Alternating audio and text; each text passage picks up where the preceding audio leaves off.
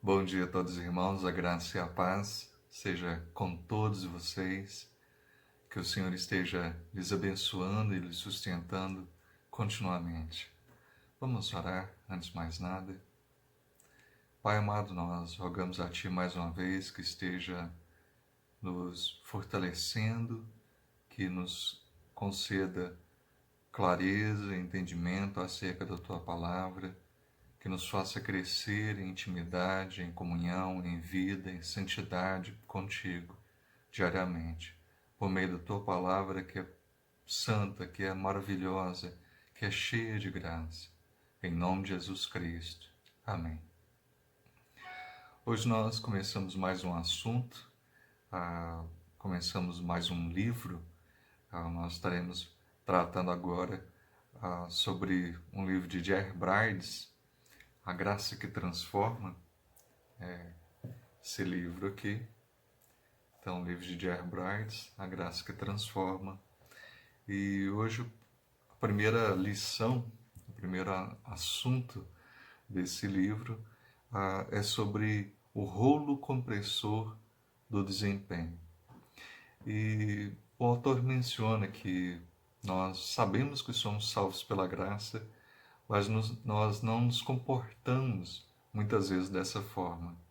A maioria dos cristãos tende a basear seu relacionamento com Deus no desempenho e não na graça. Então, embora nós saibamos que somos salvos pela graça, mediante a fé em Cristo Jesus, nós compreendemos mal esse relacionamento, essa nossa vida cristã, e que é mantida pela graça e vivida dentro da graça. E muitas vezes nós temos em mente que somos salvos pela graça, mas nós não nos comportamos dessa forma. E sempre tentamos ainda desempenhar ou ajudar, contribuir para a nossa vida espiritual. Mas, no entanto, não é bem assim. Nós devemos compreender corretamente a definição, o que as Sagradas Escrituras nos falam sobre esse assunto, para que então vivamos uma vida de uma forma correta. E isso certamente nos será libertador. A primeira noção é: não há justo nenhum sequer. Não há justo nenhum sequer. Primeiro vamos ler Gálatas 3:3. Sois assim insensatos, que tende começado no Espírito, estejais agora vos aperfeiçoando na carne? Então, Paulo nos chama a atenção para isso. Vocês são insensatos, tendo em mente que fostes salvos pela graça, mas agora vocês acham que podem aperfeiçoar na carne, que vocês podem contribuir, vocês podem fazer alguma coisa? Isso é loucura e insensatez. E Romanos 3:10, como está escrito, não há justo nenhum sequer. Não há justo nenhum sequer. Não há quem entenda, não há quem busque a Deus, todos se extraviaram a uma, se fizeram inúteis, não há quem faça o bem, não há nenhum sequer. Não há na humanidade nenhuma pessoa perfeita, todos caíram, todos foram falhos, menos nosso Senhor e Salvador Jesus Cristo. Ele entrou na nossa história para nos trazer esperança, nos trazer salvação, nos trazer redenção dos nossos pecados. Falência é uma palavra terrível que significa fracasso. Um fracasso o fracasso pode ser uma insolvência, uma incapacidade e ruína financeira. E aplicado à vida moral, pode ser aplicado também à vida moral de uma pessoa. E aponta os mais baixos níveis de caráter que uma pessoa possa exemplificar, que a pessoa possa demonstrar. Então, quando fala-se de falência, na questão de espiritual, no uso espiritual, é uma pessoa que realmente demonstra os mais baixos níveis de padrões morais, que é uma pessoa que é extremamente vergonhosa o seu caráter. Paulo afirma acima que todos os homens estão espiritualmente falidos, exceto Jesus Cristo. Nós estamos totalmente falidos, nós estamos totalmente arruinados em nossa vida moral, em nossa vida espiritual. Nós estamos numa condição que não tem jeito, não é uma concordata, não é um jeitinho, depois tem jeito, vamos melhorar um pouquinho, nós vamos levantar as nossas vidas, nós vamos com o tempo melhorar e sermos merecedores. Não, não tem nada disso. Nós estamos totalmente falidos e não há solução, não há redenção, não há de forma alguma outro favor que não venha do nosso Senhor. Nenhum que seja justo, que busque a Deus ou faça o bem de forma íntegra. Mesmo as nossas melhores obras são, na verdade, um trapo de imundícia, como diz Isaías 64:6. Mas todos nós somos como um imundo, e todas as nossas justiças como trapo da imundícia. Todos nós murchamos como a folha, e as nossas iniquidades como um vento nos arrebatam. Então, nossas melhores ações são como um trapo, um pano sujo, um pano realmente imprestável, um nada. Nossas ações são assim, perante os olhos de Deus.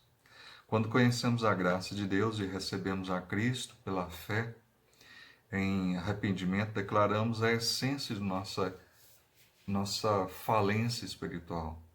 Reconhecemos que nós não temos como nos salvarmos, mas somente pelo favor de Deus, pelos méritos de Cristo, pelo que Cristo conquistou na cruz do Calvário, nós podemos sermos salvos.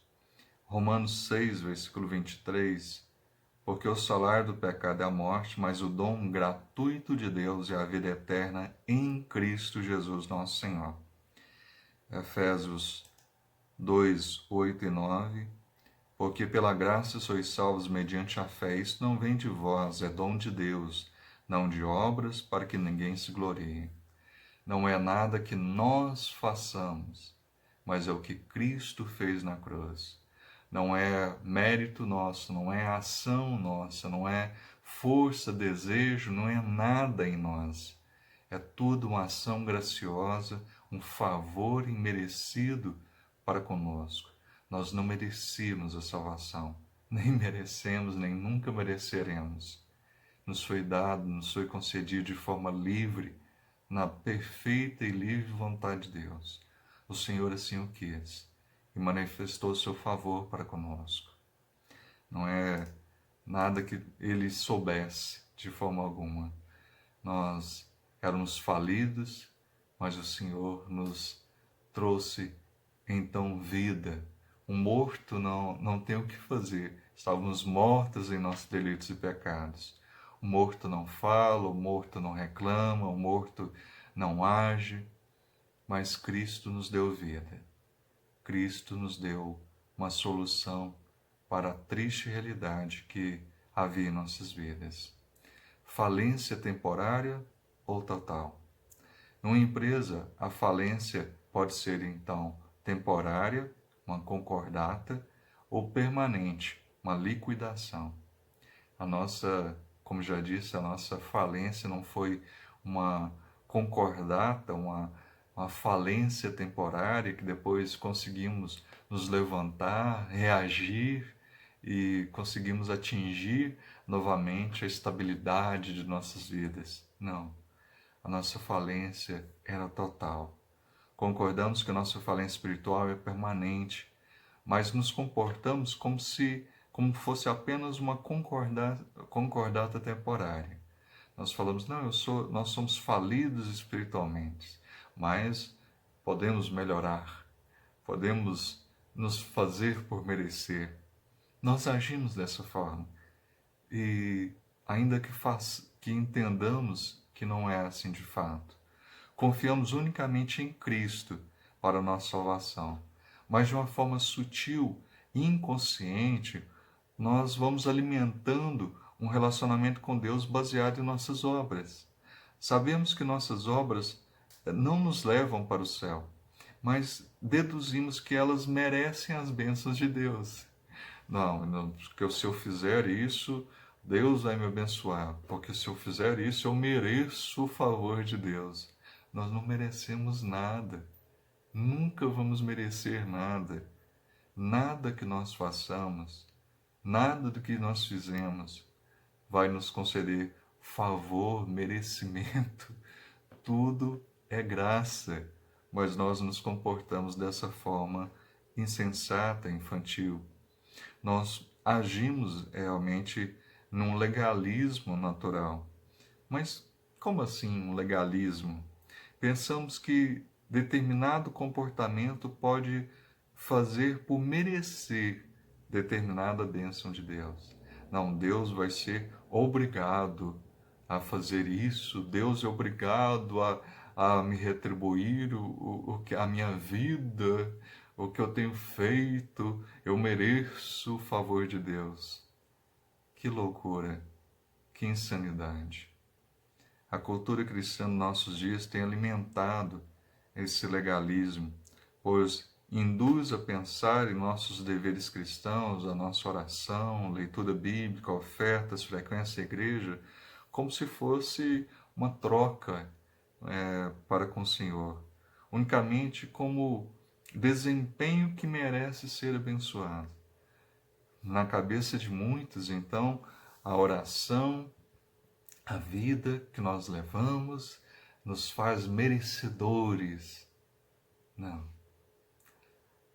O estar na presença de Deus, viver uma vida que o agrade, não é para recebermos alguma coisa, mas porque recebemos, nós agimos dessa forma. Nós não vivemos uma vida de santidade para ganharmos, recebermos o favor, a salvação. Mas uma vez que recebemos o favor, a salvação, nós agimos de uma forma que agrade ao Senhor. É uma demonstração de gratidão e não uma demonstração de performance para recebermos algo mais, para exigirmos algo mais de Deus. Jesus já pagou tudo. Ele não só pagou o perdão dos pecados e a entrada para o céu, como também pagou por todas as bênçãos e todas as respostas de oração que se possa receber. Todas elas sem exceção. O nosso maior problema não é crer que Deus já fez tudo, mas é acreditar que nós não precisamos fazer mais nada. Nós não entendemos, nós não compreendemos que nós não necessitamos dar uma ajudinha para Jesus.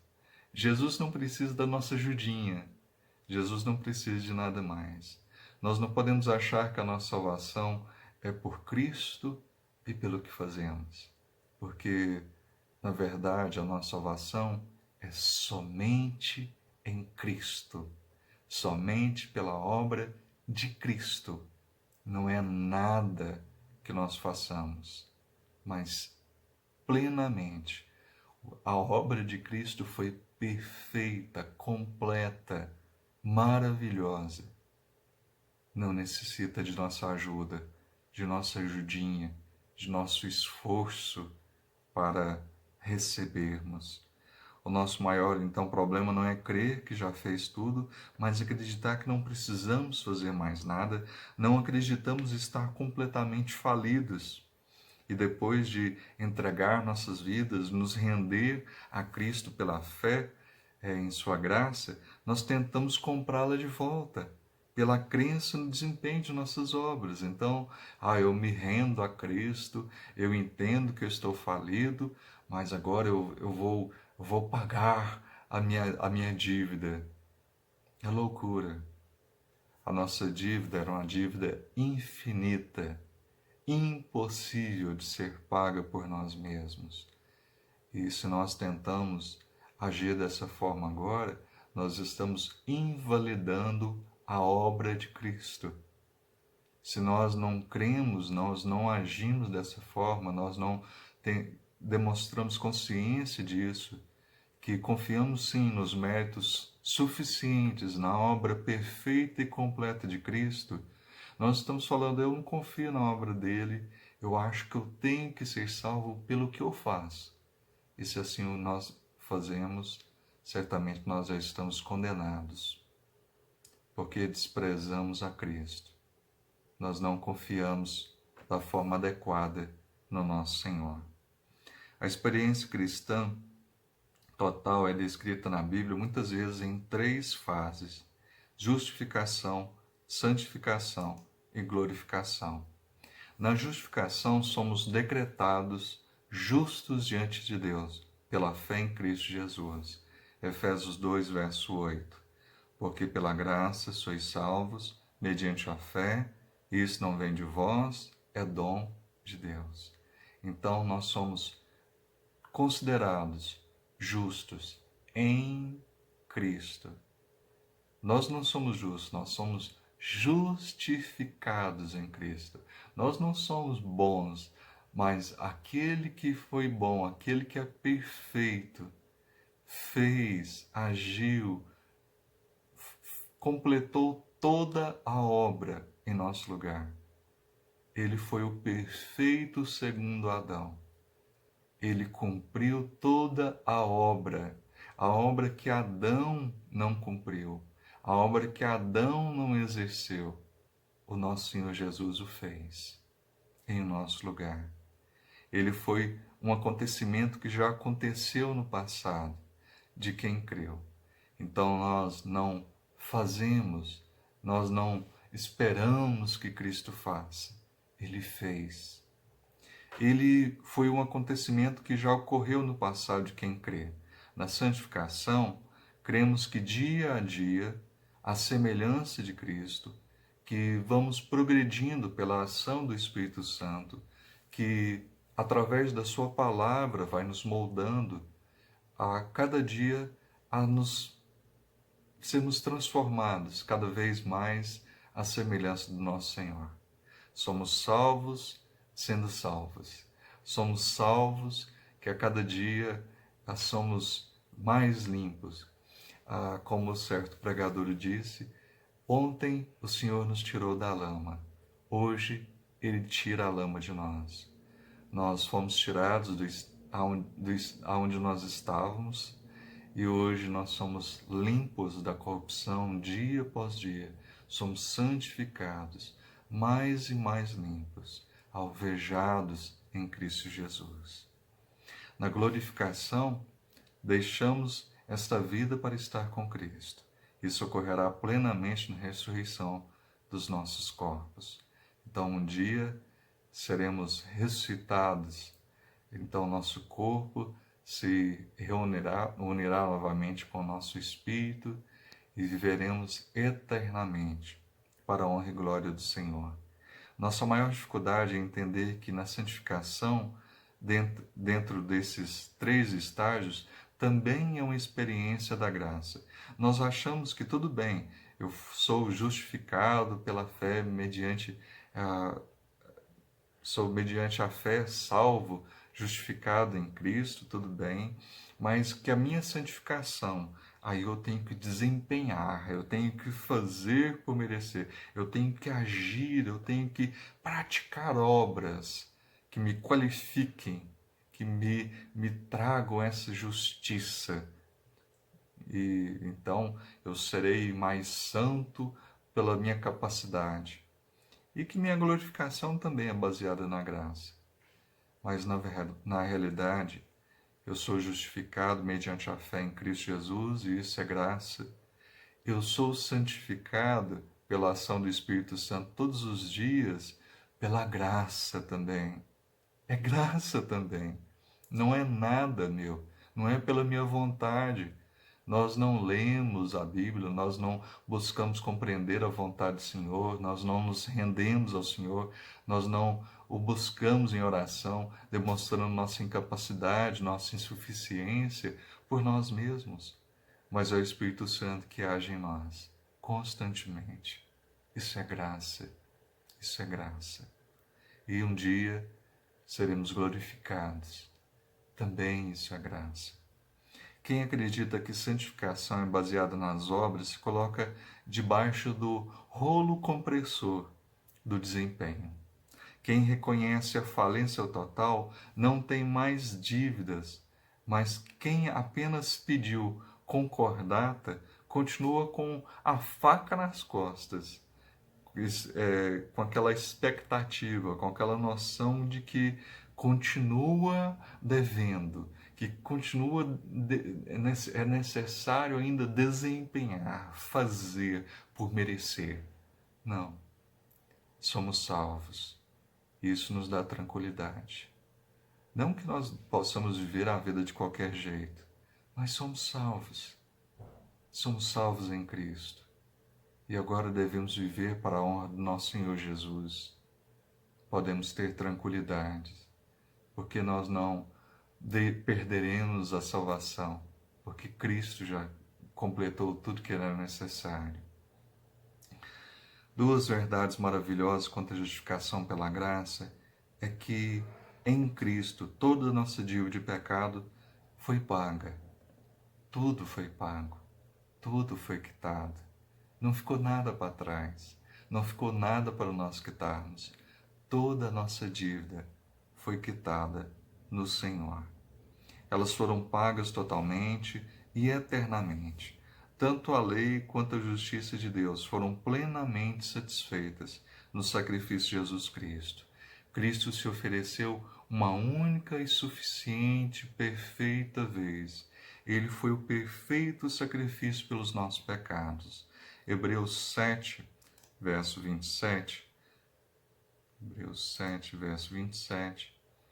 Que não tem necessidade, como sumos sacerdotes, de oferecer todos os dias sacrifícios, primeiro por seus próprios pecados, depois pelos do povo, porque fez isso uma vez por todas, quando a si mesmo se ofereceu. Ele fez uma vez por todas. Também, Hebreus 9, versículo 12 e versículo 26. Não por meio de sangue de bodes e de bezerros, mas pelo seu próprio sangue, entrou no Santo dos Santos, uma vez por todas, tendo obtido eterna redenção. O verso 26. Ora, nesse caso seria necessário que ele tivesse sofrido muitas vezes desde a fundação do mundo. Agora, porém, ao se cumprirem os tempos, se manifestou uma vez por todas para aniquilar pelo sacrifício de si mesmo o pecado. Também capítulo 10 de Hebreus, verso 2, doutra sorte não teriam cessado de ser oferecidos, porque os que prestam culto, tendo sido purificados uma vez por todas, não mais teriam consciência de pecados? O Senhor não, uma vez que o sacrifício perfeito de Cristo foi concedido, nós não necessitamos mais de oferecer cordeirinhos, sacrifícios, nós não precisamos mais de intercessores, de sacerdotes para nos interceder pelos nossos pecados. Cristo já o fez. Perfeito sumo sacerdote, perfeito sacrifício. Aqueles sacerdotes eram falhos, o nosso Senhor não. É perfeito, perfeito, tudo o que fez foi satisfatório aos olhos de Deus. Hebreus 10, 10. Nossa vontade é que temos sido santificados mediante a oferta do corpo de Jesus Cristo, uma vez por todas, nessa vontade. Hebreus 12, verso 26 e 27. Aquele cuja voz abalou então a terra, agora porém ele promete, dizendo: ainda uma vez por todas farei abalar não só a terra, mas também o céu. Ora, esta palavra, ainda uma vez por todas, significa a remoção dessas coisas abaladas, como tinha sido feita, para que as coisas que não são abaladas permaneçam. Nós vimos que todas aqueles símbolos, aqueles tipos, aquelas cerimônias, todos aqueles sacrifícios que apontavam para a necessidade de um Redentor, de um Salvador, foram cumpridas na pessoa de Cristo, foram satisfeitas na vida de Cristo. Cristo pagou a dívida de todos nós, pelos pecados passados, presentes, futuros. Todos os nossos pecados, todos, não só os passados, mas os presentes e futuros, foram pagos. É claro que, uma vez que nós sabemos que foram pagos, devemos agir de uma forma que agrade ao Senhor, não para sermos salvos, mas porque fomos salvos. E não podemos pensar também, já que eu fui salvo, posso viver de qualquer jeito, posso viver uma vida de pecados. Isso é uma demonstração que não foi salvo, que não tem uma mente cristã, que não entendeu nada sobre graça. Colossenses 2, 13 e 14. E a vós outros que estáveis mortos pelas vossas transgressões e pela incircuncisão da vossa carne, vos deu vida juntamente com ele, perdoando todos os nossos pecados, todos os nossos delitos, tendo cancelado o escrito de dívida que era contra nós e que constava de ordenanças, o qual nos era prejudicial, removeu inteiramente, encravando-o na cruz. Aquela dívida, aquilo que constava contra nós, foi totalmente quitado, totalmente pago lá na cruz do Calvário. O nosso Senhor Jesus disse, dentre as suas últimas palavras, ele disse tetelestai, que significa está consumado, está pago, está quitado, está completo. O Senhor completou a sua carreira, o Senhor quitou toda a dívida, o Senhor nos libertou lá na cruz do Calvário. Isso significa que somos salvos pela graça, somos santificados pela graça, somos glorificados pela graça, recebemos as bênçãos espirituais de Deus pela graça, somos motivados a obedecer pela graça, recebemos forças diárias pela graça, suportamos tentações pela graça, finalmente seremos glorificados pela graça. Toda a nossa carreira cristã, toda a nossa jornada, toda a nossa vida está sob a regência da graça de Deus. É a graça de Deus que nos sustenta em todos os momentos da nossa carreira, da nossa jornada cristã. Mas o que é graça? O que é graça? A graça é o favor gratuito, grátis, que não nos requer nada. É o favor, livre. E não é algo não merecido que nós recebemos. É um presente. Nós recebemos um presente não porque merecemos. Nós recebemos um presente porque nos foi dado. O Senhor nos deu, não porque merecemos, mas porque Ele o quis. Isso, simplesmente isso. Deus demonstra realmente aos pecadores essa realidade. Deus demonstra que nós não merecíamos o seu favor, nós merecíamos o juízo. E Ele não nos concedeu o juízo que merecíamos, Ele nos concedeu a graça do seu favor, que nós não merecíamos. A graça divina age em direta oposição a qualquer suposto merecimento da nossa parte. Romanos 11, verso 6.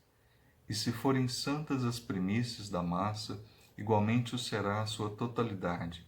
Se for santa a raiz, também os ramos o serão. Nós fomos enxertados em Cristo. Nós não somos nada em nós mesmos, mas a raiz ao qual nós somos enxertados. A raiz é forte, é poderosa. Nós não somos nada, os ramos não são nada se não forem enxertados na videira verdadeira, na videira que é Cristo, na videira que nos concede ali realmente salvação, vida, integridade. O nosso relacionamento com Deus ou é baseado nas obras ou na graça, ou no nosso desempenho, na nossa obra, no que nós fazemos, e certamente seremos condenados, ou pela graça. Ou nós estamos em Adão, ou nós estamos em Cristo. Ou nós estamos em Adão e tentamos se nos salvar por obras e seremos condenados, ou nós estamos em Cristo e sabemos que nele podemos confiar que tudo que ele fez e tudo que ele tem feito em nossas vidas é uma obra graciosa que nos salvou da eterna condenação que nos estava destinada. É por essa razão que Paulo ficou admirado da atitude daqueles romanos, daqueles legalistas, aquelas pessoas que achavam que poderiam, pela carne, pelas obras da carne, pelas obras ali de mérito, se justificarem, ser merecedores de alguma coisa. Em Gálatas 3,13, nós já lemos o texto, mas é bom relermos. Sois assim sensatos, que tendes começado no Espírito, estejais agora vos aperfeiçoando na carne? Como é que nós começamos? Foi começada em nós uma obra graciosa e agora estamos aperfeiçoando essa obra de outra forma, por nós mesmos, por nossas capacidades intrínsecas? Não. Estamos totalmente falidos. Em Cristo nós somos restaurados. Merecimento, o merecimento é de Cristo. O merecimento de Cristo e a graça de Cristo sempre andam juntos nos escritos de Paulo. Gálatas 5, 2 a 4. Gálatas 5, verso 2 a 4. Eu, Paulo, vos digo que, se vos deixar de circuncidar, Cristo de nada vos aproveitará. De novo testifico a todo homem que se deixa circuncidar, que está obrigado a guardar toda a lei. De Cristo vos desligaste, vós que procurais justificar-vos na lei da graça decaístes. Então ele está falando, olha, se vocês demonstraram, vocês confessaram que confiavam em Cristo, mas agora vocês estão, através de obras supostamente meritórias, de méritos humanos, tentando obter a graça, vocês estão desprezando e invalidando a obra de Cristo. E certamente vocês serão condenados. Porque então vocês estão falando, não, agora nós vamos buscar sermos salvos por nós mesmos, pelos nossos méritos. Efésios 2, 4 a 7. Efésios 2, verso 4 a 7. Mas Deus, sendo rico em misericórdia, por causa do grande amor com que nos amou, e estando nós mortos em nossos delitos, nos deu vida juntamente com Cristo, pela graça sois salvos, e juntamente com Ele nos ressuscitou e nos fez assentar nos lugares celestiais em Cristo Jesus, para mostrar nos séculos vindouros a suprema riqueza da sua graça em bondade para conosco, em Cristo Jesus. Em Cristo Jesus. Não em nós, mas em Cristo Jesus. Em Cristo nós somos salvos. Em Cristo nós somos justificados. Em Cristo nós somos sustentados. Em Cristo nós somos agraciados. Não é de outra forma. Não há outro caminho. Só existe um caminho para a salvação. É Cristo. Somente Ele.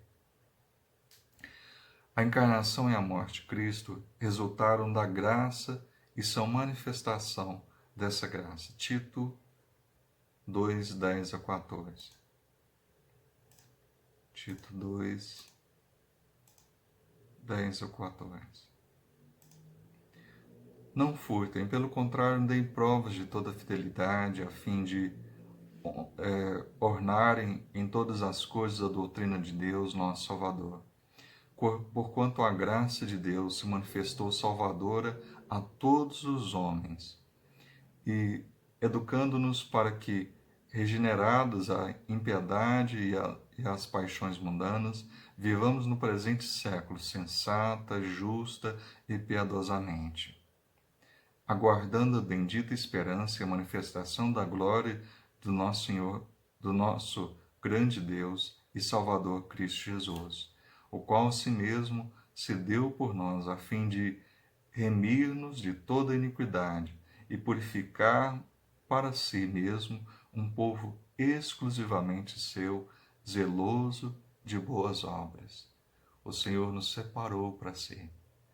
Somos, então, esse povo que o Senhor separou, a questão de santificados.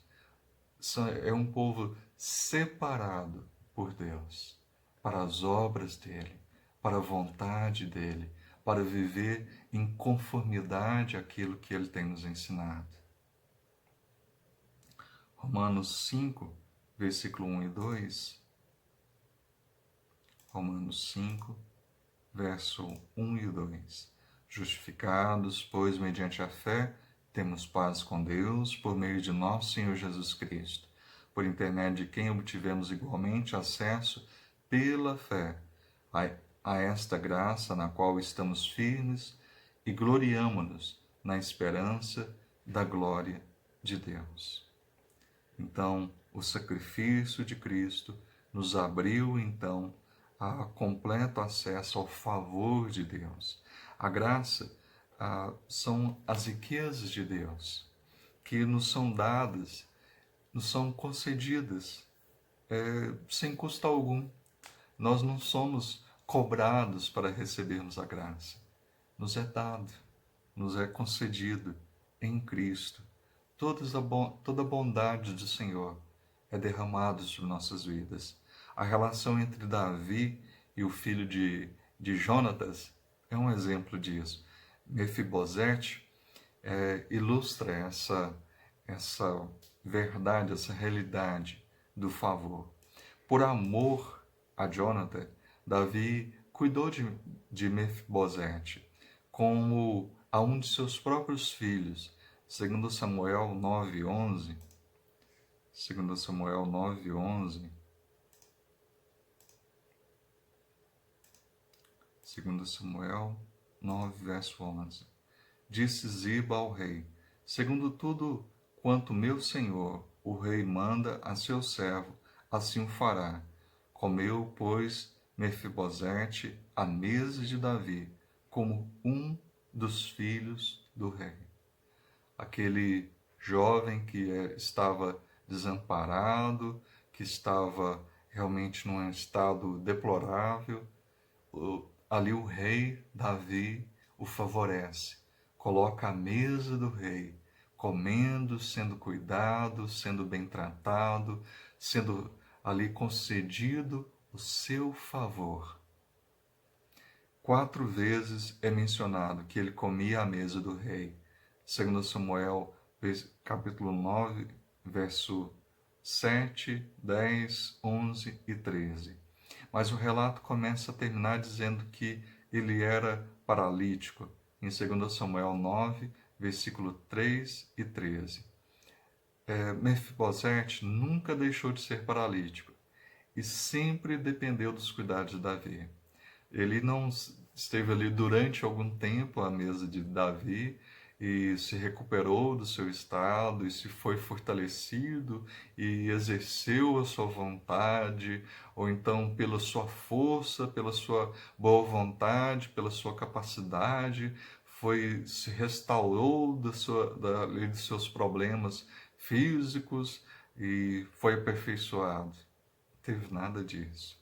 Mefibosete nunca deixou de ser paralítico e sempre dependeu do cuidado de Davi, ali do rei. É assim que Deus nos trata, por amor a Cristo. Seremos sempre pecadores, alcançados e amparados pela graça de Deus. Sempre seremos, então, esses que foram alcançados pela graça, sustentados pela graça, fomos em tudo, nos é concedida essa graça maravilhosa. Algumas aplicações para a nossa vida. Toda a vida cristã é vivida, então, sobre essa regência, esse governo da graça de Deus. Quanto mais depressa nós entendermos, nós compreendermos nossa dependência da graça de Deus, mais condições nós teremos de lidar com os problemas e dificuldades da vida cristã. Nós devemos praticar a graça que recebemos uns com os outros, nos nossos relacionamentos, como Davi fez com Mefibosete, por amor a Jonas, seu amigo. Então, assim como nós fomos agraciados, nós recebemos de Deus, e Deus demonstrou de forma tão bondosa, de tão amorosa, nos tratou de uma forma tão maravilhosa, sem merecermos, sem termos condições. Nós devemos também agir com bondade, como o Senhor nos ensinou, com graça, com favor, não esperando nada em troca, não esperando sermos pagos, não esperando que façam por merecer, não. Que nós façamos, que nós estejamos agindo de forma graciosa com o nosso próximo, como gracioso é o nosso Deus. Deus abençoe, tenha um ótimo dia e que busquemos viver de uma forma correta, de uma forma consciente, uma vida na graça, na dependência e direcionados, guiados em todo o tempo pelo nosso Senhor, na graça dele. Um grande abraço.